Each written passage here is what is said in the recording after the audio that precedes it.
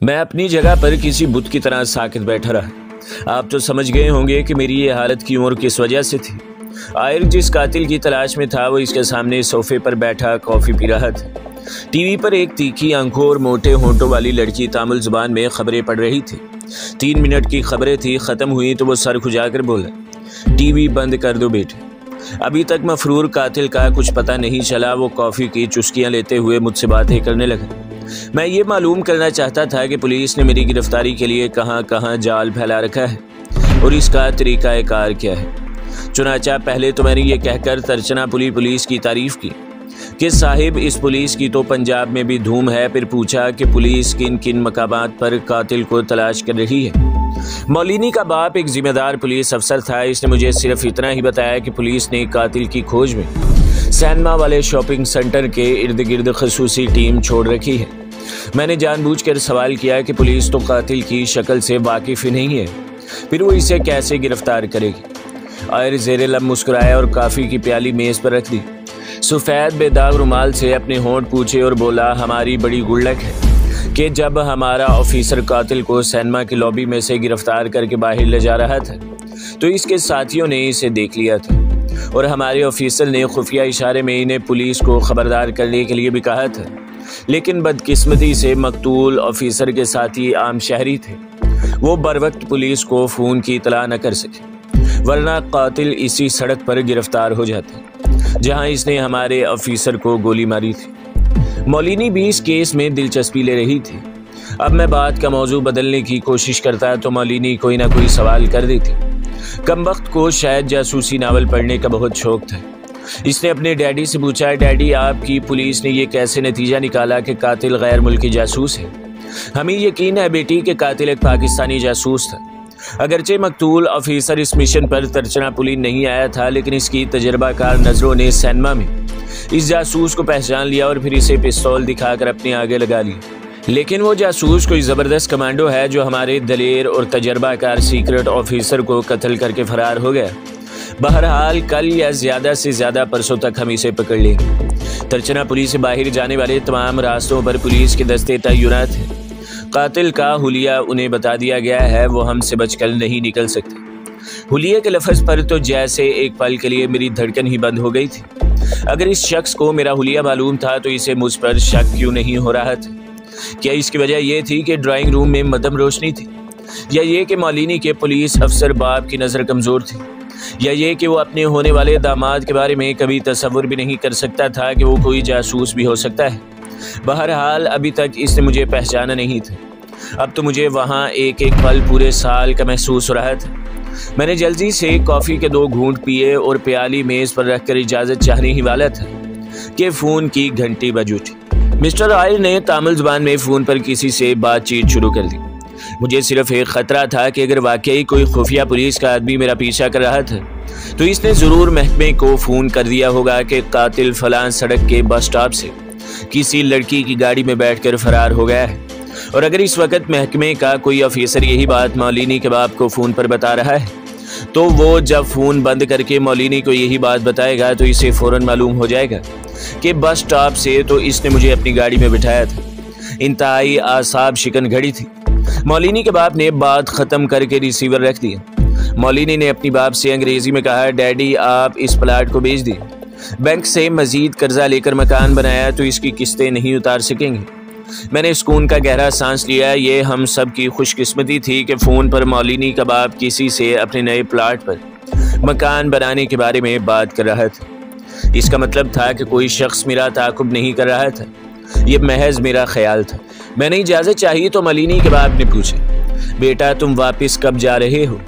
मैंने कहा, अभी कुछ रोज़ तर्चना पुली में ही रुकना पड़ेगा। हमें अपने घर का एड्रेस दे दो, हम तुम्हारे पिताजी को ख़त लिखना चाहते हैं। बूढ़ा बहुत संजीदा था। मौलिनी उठकर डेक के पास चली गई थी। मैंने मौलिनी के बाप का हाथ थामकर पूरे तमाल लहजे में कहा, फिक्र न करें, पिताजी आजकल दार्जिलिंग गए हुए हैं। जो ही वो वापस आ गए मैं आपको खुद आकर एड्रेस दे जाऊंगा। वो मुस्कुराता हुआ उठा, मेरे कंधे पर हाथ रखकर बोला, जीते रहो, भगवान तुम्हें सुखी रखे। अब आते रहना यहाँ, ये भी तुम्हारे पिताजी का घर है। खुदा बचाए ऐसे पिताजी से जिसने मेरी गिरफ्तारी के लिए शहर भर में पुलिस और खुफिया पुलिस के आदमियों का जाल फैला रखा था। मौलिनी मेरे साथ कोठी के गेट तक आई। मैं तुम्हें होटल तक छोड़ आती हूँ, लेकिन अब मैं ये खतरा मोल लेना नहीं चाहता था, क्योंकि पुलिस और CID के आदमी मौलिनी को ज़रूर जानते होंगे। अगर उन्होंने मुझे इसके साथ देख लिया तो मेरा गिरफ्तार हो जाना यकीनी था। चुनांचे मैंने बहाना बनाया कि मैं पैदल चलना चाहता हूँ। साथ ही इसे ये भी बता दिया कि मैं कुछ दिनों के लिए मदारस जा रहा हूँ, ताकि वो ना तो मेरे होटल आए और ना ही मुझे फ़ोन करे। मैं अब इससे दूर ही रहना चाहता था। मेरे लिए अब कृष्णा होटल में रहना भी शदीद ख़तरे का बाइस था, लेकिन मिशन पाम ऑयल नारोबनी वालों ने मुझे इस होटल का पाबंद कर दिया था। इनकी तरफ से कोई कॉल भी नहीं आई थी कि मैं इन्हें इतला करके किसी दूसरे होटल में चला जाता। मैं इसी होटल में क्याम करने पर मजबूर था।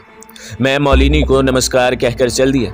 कुछ दूर चलने के बाद मैंने पलट कर देखा, कोठियों की कतार दूर तक सुनसान थी। कोई शख्स मेरा पीछा नहीं कर रहा था। ये वीरान सी सड़क थी। कुछ फासले से ढलाई छतों वाली कोठियां बनी थी, जिनमें रोशनियां हो रही थी। कोई कोठी ऐसी नहीं थी जिसके अहाते में नारियल के दरख्त न झूम रहे हों। यहाँ से गुजरकर मैं बड़ी सड़क पर आया तो वहाँ खासी चहल पहल थी। दोनों जानिब इमारतों में दुकानें और स्टोर खुले थे। साड़ी पोश हिंदू औरतें तिलक लगाए घूम फिर रही थी।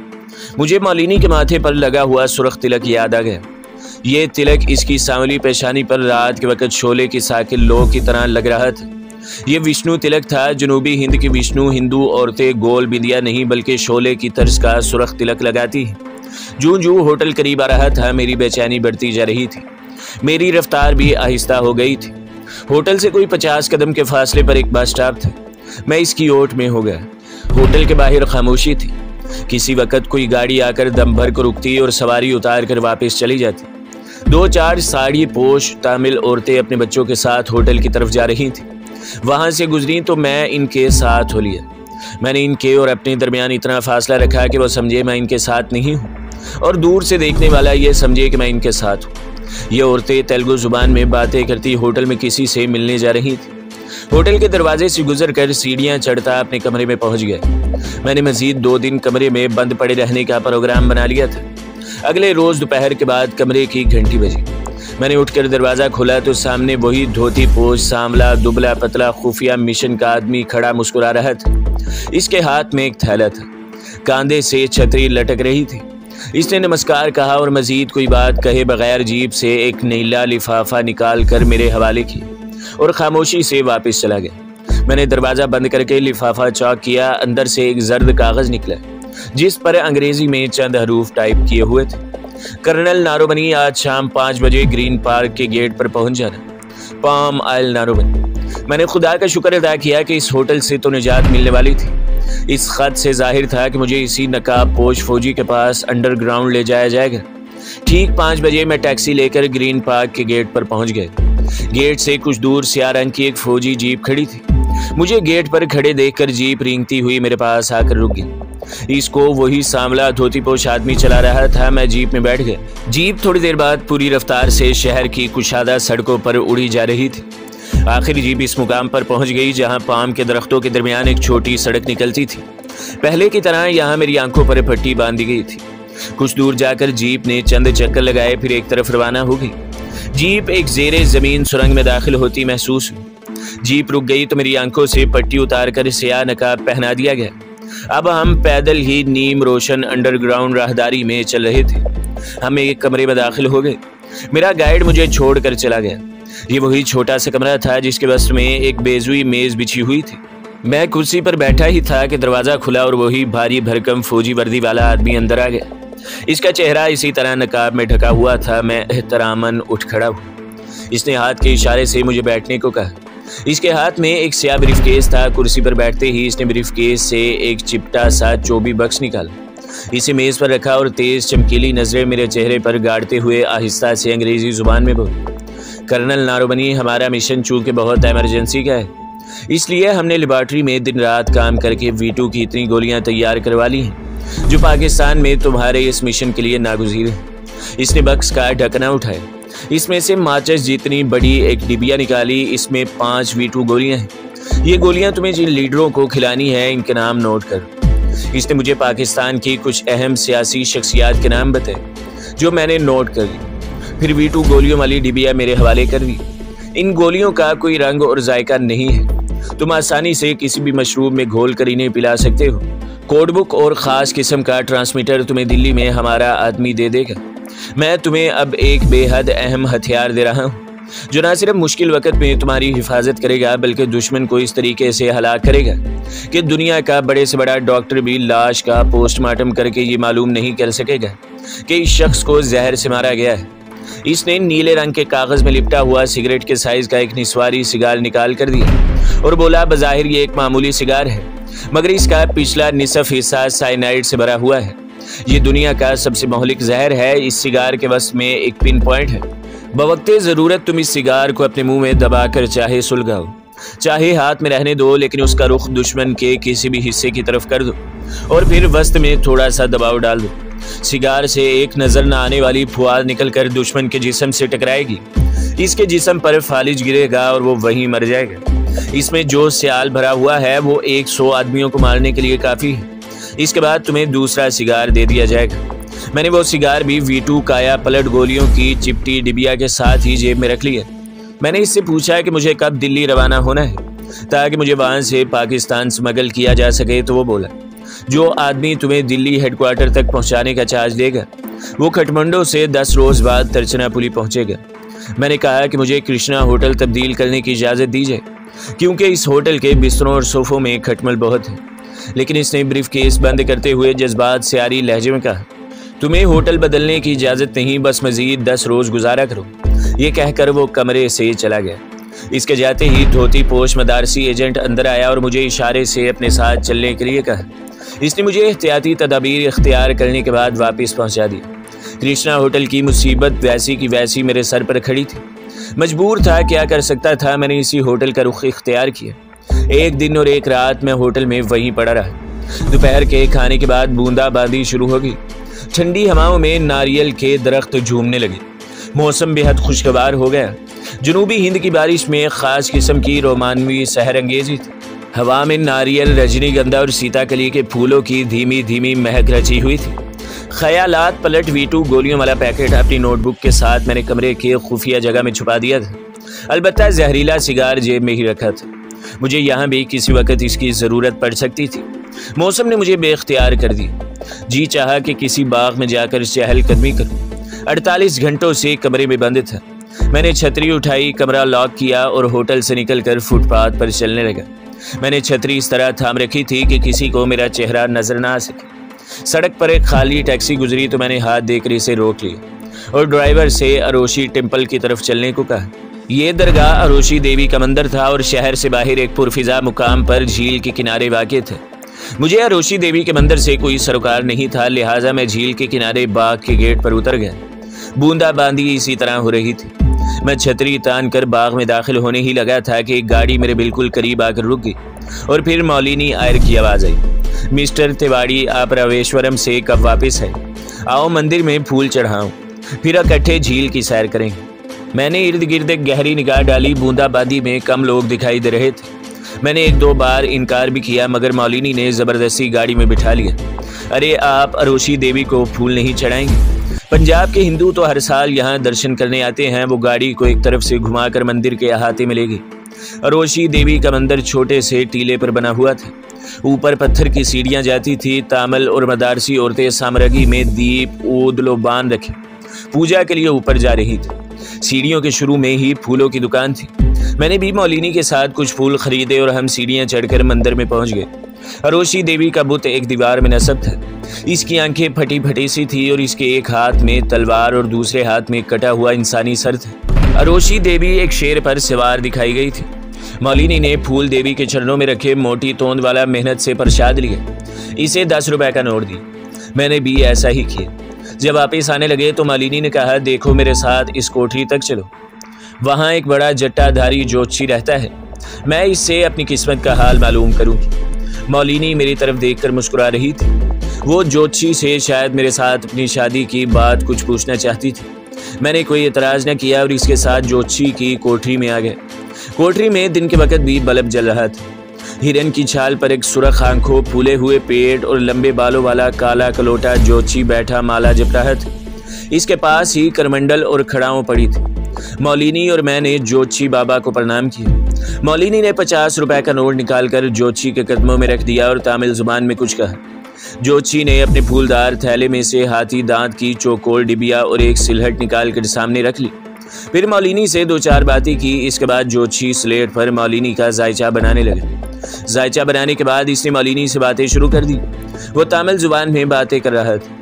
1-2 बार ज्योति ने मेरी जानिब भी इशारा किया और मौलिनी मेरी तरफ देखकर शर्मा गई। इसके बाद मौलिनी ने मुझसे अंग्रेजी में कहा, ये तुम्हारा भी जायचा बना रहा है।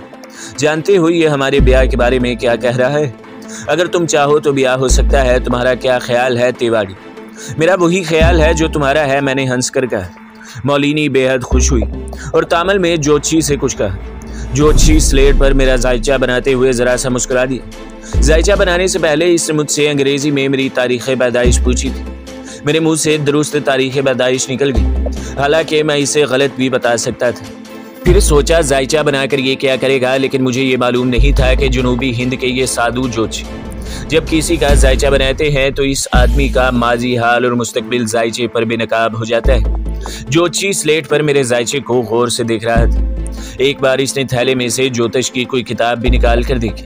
फिर वो मौलिनी को तमिल जुबान में कुछ बताने लगा। इसकी बातें सुनकर मौलिनी का चेहरा उतरा है। मेरा माथा ठनका। कहीं मेरे जायचे ने मेरे मुसलमान होने का राज तो नहीं खोल दिया। मैं एकदम चौकस हो गया। मेरा हाथ अपनी जेब में जहरीले सिगार पर पहुंच गया।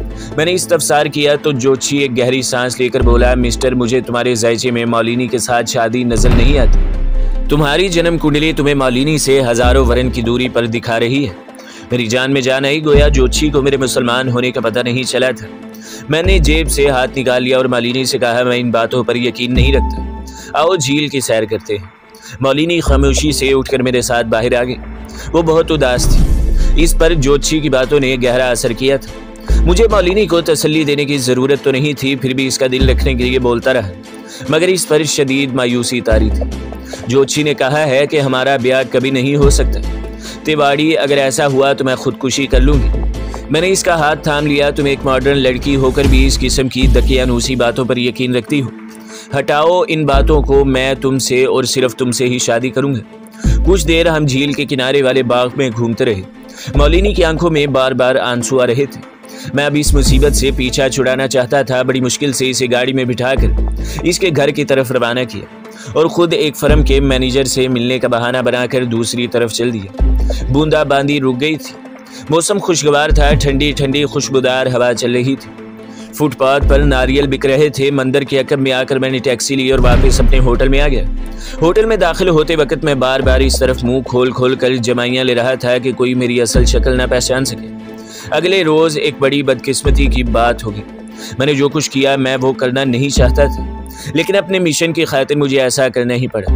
मैं समझता हूँ कि ये मेरी खुशनसीबी थी कि मेरे दिल में ये ख्याल आ गया कि मुझे मौलिनी के घर इसके मिजाज पुरसी को जाना चाहिए, वरना हालात मेरे खिलाफ भी हो सकते हैं। शाम 5 बजे न जाने क्यों मेरी आंखों के सामने मौलिनी का उदास चेहरा घूमने लगा। दिल में ख्याल आया, क्यों ना मौलिनी के घर जाकर कॉफ़ी पी जाए, इसका हाल चाल भी पूछ लूँगा। चुनाचा मैंने होटल से निकलकर टैक्सी ली और मौलिनी की कोठरी की तरफ रवाना हो गए। कल की बारिश के बाइस मौसम इस रोज भी खुशगवार था। मौलिनी घर पर नहीं थी। वो नौकर के साथ किसी डॉक्टर के यहाँ गई हुई थी। कोठी में सिर्फ इसका डैडी ही मौजूद था।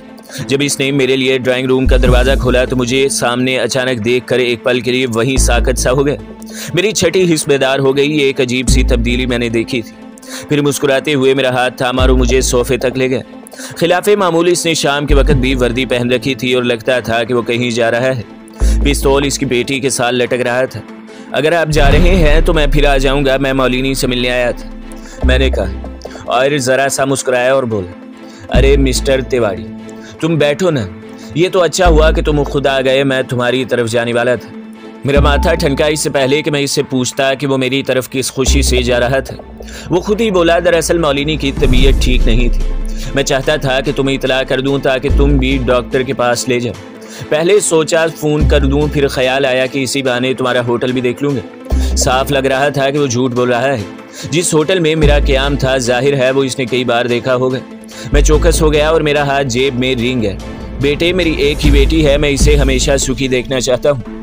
कल कहीं इसे कोई ज्योतिषी ने बताया कि इसकी शादी तुम्हारे साथ नहीं हो सकती। बस इसी वक्त से वो बीमार पड़ी है। वो उदास लहजे में बोला, मेरा जहनी तनाव कुछ कम होने लगा था। शायद वो बात नहीं थी जो मैं समझे बैठा था। आयर को मुझ पर शक नहीं हुआ था। मैंने हाथ जेब से निकाल लिया और उन्हें यकीन दिलाने लगा कि मैं ही मौलिनी से शादी करूंगा और इसे हमेशा सुखी रखूंगा। मौलिनी के डैडी ने खुश होकर मेरा हाथ थाम लिया और मेरी तरफ एहसानमंद निगाहों से देखने लगा। तुम एक आला हिंदू खानदान से ताल्लुक रखते हो, मुझे तुमसे यही उम्मीद थी। फिर एकदम मौजू बदलकर सोफे से उठा और दीवार के साथ लगी छोटी मेज की दराज से एक फाइल निकाल कर ले आया। कल मैं पुरानी फाइलें देख रहा था तो इसमें से मौलिनी की बचपन की एक तस्वीर मिल गई। जरा देखो वो इस तस्वीर में कितनी मासूम लग रही है। इसने फाइल मेरे हाथों में थमा दी और खुद सोफे पर बैठ गया। तो दोस्तों, अगली किस्त देखने के लिए हमारे चैनल को सब्सक्राइब करें, वीडियो को लाइक करें और बेल के आइकॉन को भी दबा दें ताकि हर जो आने वाली वीडियो है वो आपको सबसे पहले मिलती रहे।